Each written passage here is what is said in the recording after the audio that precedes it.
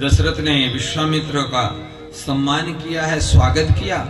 और विश्वामित्र ने जब निवेदन किया कि राजन, राक्षस हमें बहुत सता रहे हैं, हमें यज्ञ नहीं करने देते, यज्ञ की रक्षा के लिए मैं राम और लक्ष्मण को लेने आया हूं, आप हमें राम लक्ष्मण प्रदान करो। दशरथ कहते हैं कि गुरुदेव, आपके यज्ञ की रक्षा के लिए हम स्वयं चलते हैं, राम और लक्ष्मण की क्या आवश्यकता है, हम आपको राम लक्ष्मण नहीं दे सकते, आपके यज्ञ की रक्षा मैं स्वयं कर लूंगा। लेकिन विश्वामित्र तो गुरु है ना, उन्होंने कहा कि उन्होंने सोचा कि मुझे तो राम की लीला संसार को बतानी है, दशरथ की लीला नहीं बतानी है। इसलिए विश्वामित्र ने कहा नहीं, हम राम को ही लेकर जाएंगे, अगर आपको नहीं देना है तो हम लौट जाएंगे। वशिष्ठ ने दशरथ को समझाया। गुरु वशिष्ठ ने कहा कि दशरथ, ये मत भूलो, तुम्हारे राम और लक्ष्मण उसी यज्ञ से प्रकट हुए हैं। यज्ञ करने के बाद जो चारू मिला था, उसी चारू से ये प्रकट हुए हैं, तो उसकी रक्षा करने के लिए आप राम लक्ष्मण को क्यों नहीं भेज रहे हैं? आप दे दो राम और लक्ष्मण को, आपके इन पुत्रों की कीर्ति बढ़ेगी। वशिष्ठ के कहने पर दशरथ जी ने राम और लक्ष्मण को विश्वामित्र को दिया है, और विश्वामित्र राम और लक्ष्मण को लेकर वन की तरफ चले।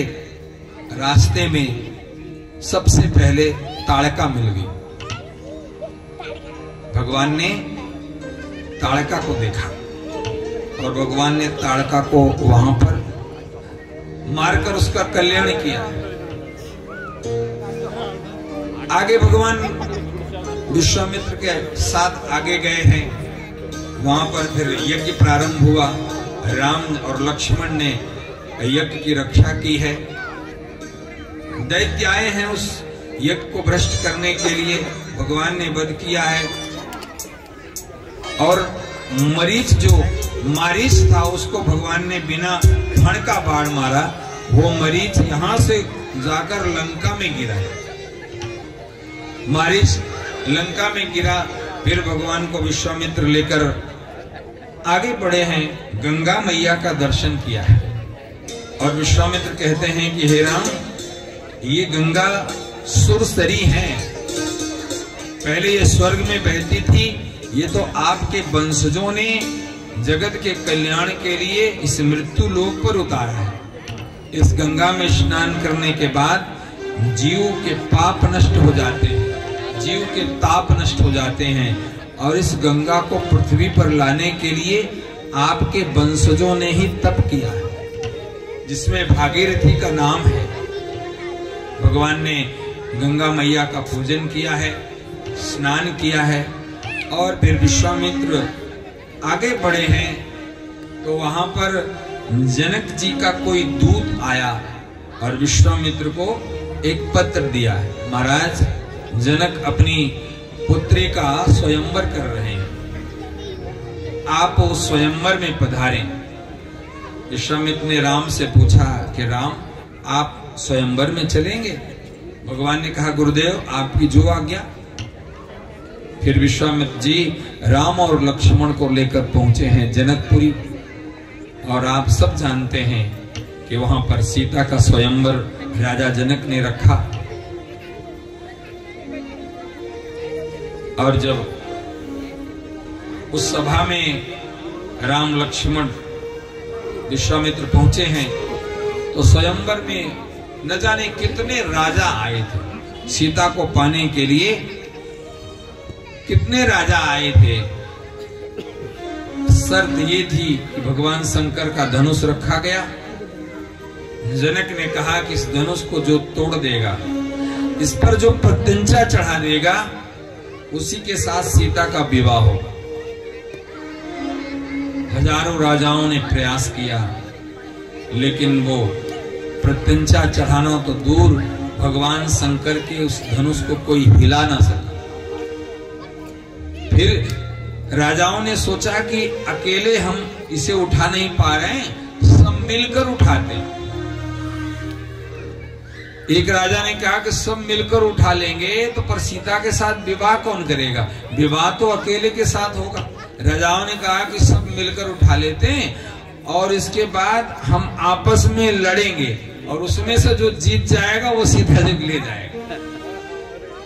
पर भैया सब ने मिलकर उठाया तो भी वो भगवान शंकर का धनुष उठा नहीं। और जब धनुष नहीं उठा तो जनक जी बहुत दुखी हो गए। जनक ने सारी सभा में ये बात कह दी कि मुझे नहीं पता था कि इस पृथ्वी पर कोई वीर नहीं बचा, नहीं तो मैं ये प्रतिज्ञा ही नहीं करता कि इस धनुष को जो उठाएगा, इस पर प्रत्यंचा चढ़ाएगा, उसके साथ मेरी पुत्री का विवाह होगा। हमें अब पता चल रहा है कि अब इस पृथ्वी पर कोई ऐसा वीर बचा ही नहीं। ऐसा लगता है कि मेरी पुत्री बिना विवाह की रह जाएगी। और जब जनक ने ये बात कही, उसी सभा में लक्ष्मण बैठे थे। लक्ष्मण कौन है? अगर राम जी धर्म हैं तो लक्ष्मण धर्म की अगर पताका है तो उस पताका में जो डंडा होता है ना, वो दंड लक्ष्मण है। जिस सभा में राम बैठे हों उस सभा में कोई ये कह दे कि पृथ्वी वीरों से खाली हो गई है, लक्ष्मण से रहा नहीं गया। उन्होंने अपने गुरु से आज्ञा भी नहीं ली, राम जी से भी आज्ञा नहीं ली, लक्ष्मण खड़े हो गए। लक्ष्मण ने कहा कि जनक, आपने जो ये बात कही है, ये पृथ्वी वीरों से खाली हो गई है। जिस सभा में रघुकुल शिरोमणि राम बैठे हों और उस सभा में कोई ये कह दे कि पृथ्वी वीरों से खाली हो गई है, अरे राम की बात छोड़ो, अगर राम की आज्ञा मिल जाए तो मैं इस धनुष को क्या, इस धनुष को जिस पृथ्वी पर रखा गया है, मैं इस पृथ्वी को उठा लूं और गेंद की तरह इसे तोड़ दूं। जनक, तुमने बहुत बुरा कहा। इस सभा में एक रघुवंशी बैठा है और हमारे भैया राम बैठे हैं और तुम कह रहे हो कि इस पृथ्वी पर कोई वीर नहीं बचा। जब ऐसा लक्ष्मण ने कहा तो भगवान को लगा कि बिना आज्ञा से जा रहा है, गुरु ने आज्ञा नहीं की है तो भी ये बोल रहा है। सो लक्ष्मण को इशारे से भगवान ने बुला लिया, लक्ष्मण को बिठा दिया। और फिर विश्वामित्र ने देखा कि जनक तो बहुत दुखी हैं।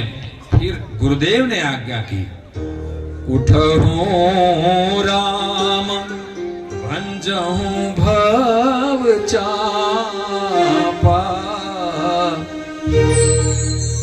हे राम उठो, और जो जनक को कष्ट हो गया है ना, उस कष्ट को दूर करो। जो संताप हो गया है वो दूर करो। उनको ये दुख हो गया है कि धनुष टूटेगा नहीं और मेरी सीता का विवाह किसी से होगा नहीं, मेरी बेटी कुंवारी ही रह जाएगी। ये जो उनको दुख हो गया है, आप उनके दुख को दूर करो। और जब गुरुदेव की आज्ञा मिली है, राम उठे हैं और कहते हैं कि राम धनुष की तरफ ऐसे चले हैं कि जैसे हाथी चलता ना, गजराज, ऐसे भगवान चले हैं। क्यों? क्योंकि वहां जो बैठने वाले कुत्ते थे ना, कुत्ता मतलब वो जो राजा थे ना, वो भौंकने लगे। वहां तो भौंकने लगे कि देख, वो सारे बोलने लगे कि देख लो, ये जनक को देख लो कि हम जैसे वीर जिस धनुष को नहीं उठा पाए, ये छोटा सा दूध मुहा बच्चा अब ये धनुष को उठाएगा। ये बात करने लगे कि ये अभी छोटा सा बालक इस धनुष को उठाने के लिए गया है। अरे जिसको हम हजारों ये राजा उठा नहीं पाए और अब ये बालक इस धनुष को उठाए। भगवान सुन रहे हैं, उन्हें पता है कि भैया कुछ भी आप काम करने जाओगे तो संसार ऐसे बोलेगा। इसलिए भगवान कैसे जा रहे हैं? जैसे हाथी चलता है ना, हाथी जब चलता है ना तो उसको देखकर कुछ लोग प्रसन्न होते हैं और कुछ लोग बहुत नाराज होते हैं। कुछ लोग तो बोलते भैया गणेश जी आए, राम राम करो, प्रणाम करो। और कुछ जो समाज है वो नाराज रहता। कौन सा? वो कुत्ता वाला समाज। हम आप तो प्रणाम करेंगे, कुत्ता तो पीछे पड़ेगा। अब बताओ, हाथी तो भैया अपने चाल में जाएगा, वो थोड़ा देखा कौन सा कुत्ता भौंक रहा है। मैं अब देखता हूं इस कुत्ते को, हाथी तो अपनी चाल में आगे बढ़ता जाएगा, वो प्रणाम वालों के सामने रुकेगा भी नहीं और जो भूख रहा है उसकी तरफ देखेगा भी नहीं। यही स्थिति हमारे आपके भी समाज में है। कोई आगे अगर बढ़ जाए ना तो उसकी बुराई करने वाले बहुत मिलेंगे, और कोई नहीं, हम ही आप सबसे पहले तो पड़ोसी बुराई करेंगे।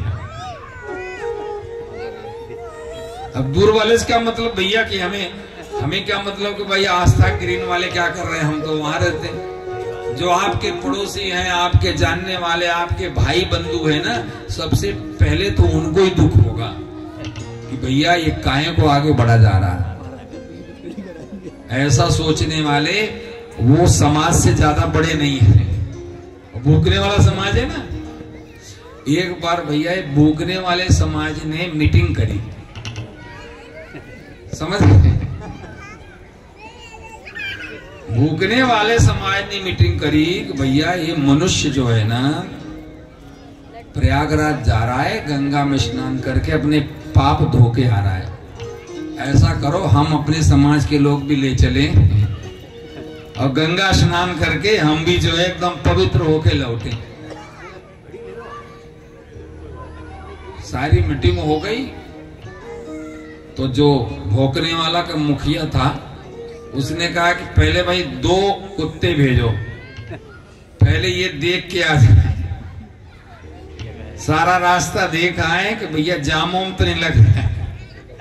इस समय कुंभ में बहुत जाम लगा हुआ है, ध्यान रखना कोई जाए, देख के आ जाए पहले रास्ता। इस समय प्रयागराज में 25-30 किलोमीटर का जाम लग रहा है, लोग जा रहे हैं। तो ये लोगों ने, कुत्तों ने मीटिंग करी कि 2 को भेजो। अब भैया 2 तैयार हुए जाने के लिए। अब 2 चले, दूसरे गांव पहुंचे, तब तक उन्हीं के समाज के लोग टूट पड़े उनके ऊपर। टूट पड़े तो दोनों की ऐसी मार लगाई, उन्होंने सोचा भैया कैसे बच के चलो। सो बच के उन्होंने सोचा कि ऐसा करते हैं, अभी गांव छोड़ के दूसरा रास्ता पकड़ते हैं, जंगल जंगल चलते हैं। अब भैया वो दोनों जंगल जंगल जाने लगे, जंगल जंगल जाने लगे तो आगे क्या हुआ, कोई जानवर मर गया था। सो उस जानवर को लोग जंगल में फेंक आए, सो वहां भी समाज लगा पड़ा था। समाज ने देखा ये 2 कहां से आ गए, सो वहां पे उनके ऊपर आक्रमण किया, उनकी अच्छी मार लगाई। अब भैया वो दोनों सोचे कि भैया अभी तो प्रयागराज बहुत दूर है, अभी तो हम थोड़े से रास्ते में ऐसी मार खा गए हैं कि पता नहीं प्रयागराज तक पहुंचेंगे कि नहीं पहुंचेंगे। दोनों ने तय कर लिया, ऐसा करो अब लौट ही चलो, प्रयागराज अब जाना नहीं, पता नहीं रास्ते में क्या हो जाए। सो लौट पड़े, दोनों लौट पड़े तो भैया पंचायत फिर से हो गई। पंचायत में मुखिया बोला भैया आप लोग गए स्नान करके आ गए क्या? बोले महाराज स्नान तो क्या, वहां तो जिंदा रहने की पड़ गई कि ऐसा लोगों ने मुझे मारा। फिर तो पंचायत में बड़े नाराज हो गए, सारे बोले कि किसने तुमको मारा? अरे हम समाज के लोग कमजोर हैं क्या? कौन सा समाज, मनुष्य समाज था या जानवर समाज था? कौन से समाज ने हमारे तुमको मारा? चलो हम सब चलते हैं। दोनों ने कहा भैया दूसरे समाज ने कुछ नहीं किया, सब कुछ किया अपने समाज में। इसका मतलब हम आप भी दूसरे से नहीं डरे, हमारे अपने ही सबसे पहले रोकते, लेकिन रुकना नहीं है। अगर हम अच्छे काम में लगे हैं तो फिर कोई कुछ भी कहे तो क्या। भगवान राम कैसे जा रहे हैं? जैसे हाथी जा रहा है, वो राजा सब सुना रहे हैं, लेकिन भगवान धनुष के पास पहुंचे और धनुष के पास पहुंचते ही भगवान ने इतने लाघव, इतनी शीघ्रता से धनुष को उठाया और धनुष के प्रंतंचा को चढ़ाया और धनुष वहीं टूट गया। टूटकर भगवान ने धनुष को डाल दिया। रामचंद्र भगवान की।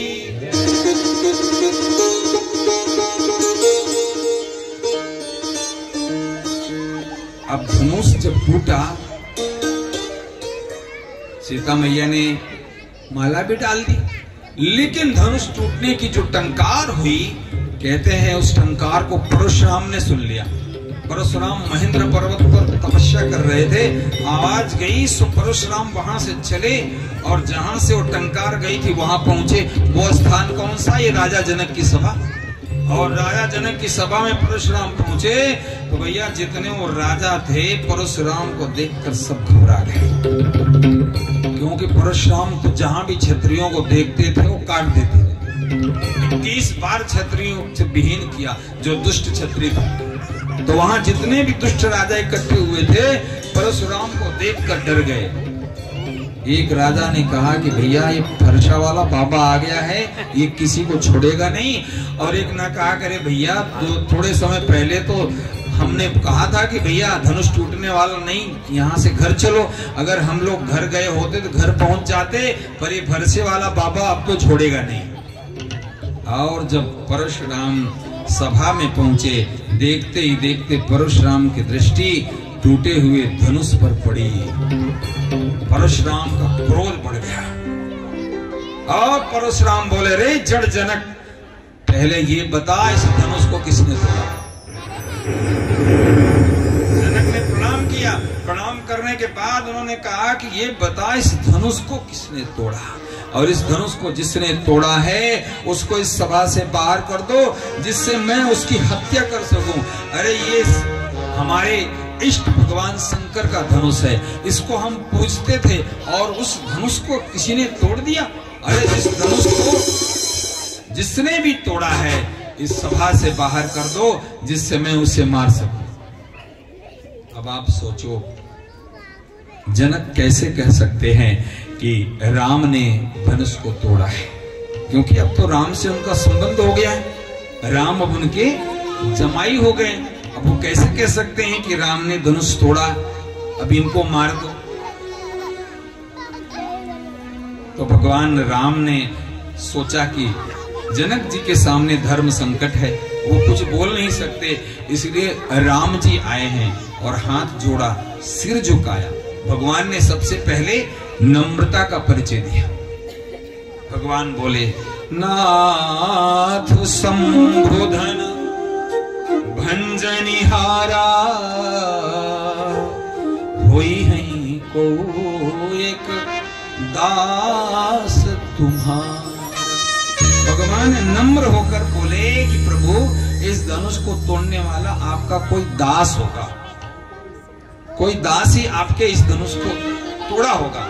भगवान ने नम्रता दिखाई, लेकिन परशुराम इतने क्रोध में थे कि भगवान की नम्रता उनको नहीं दिखी। परशुराम ने कहा, इस धनुष को तोड़ने वाला मेरा दास नहीं, वो मेरा शत्रु है, मैं उसे जीवित नहीं छोड़ूंगा। जिसने भी इस धनुष को तोड़ा है वो मेरे सामने आ जाए, मैं उसकी हत्या कर दूंगा। अगर वो नहीं आता है तो मैं इस सभा में जितने भी क्षत्रिय हैं सबको मार दूंगा, सब क्षत्रिय मारे जाएंगे। जब ऐसी बात की और भगवान तो नम्रता से निवेदन कर रहे थे, अब लक्ष्मण से नहीं रहा गया। लक्ष्मण ने कहा कि हमारे भगवान भोले भाले नम्र और ये बाबा इतना कटु। सो लक्ष्मण ने गुरुदेव से आज्ञा ली कि गुरुदेव, आपने परशुराम और राम की जोड़ी गलत मिला दी। महाराज, ये परशुराम क्रोधी है और राम जी हमारे सीधे साधे हैं। गुरु जी अगर आज्ञा हो तो मेरी और परशुराम की जोड़ी सही मिलेगी। वो भी डंडा है तो हम भी डंडा है। महाराज, डंडे से डंडा अच्छा लड़ेगा। गुरुजी ने सोचा बात तो सही बोल रहा है चेला, सो गुरुजी ने धीरे से खिसका दिया कि लक्ष्मण तुम जाओ। सो लक्ष्मण गए।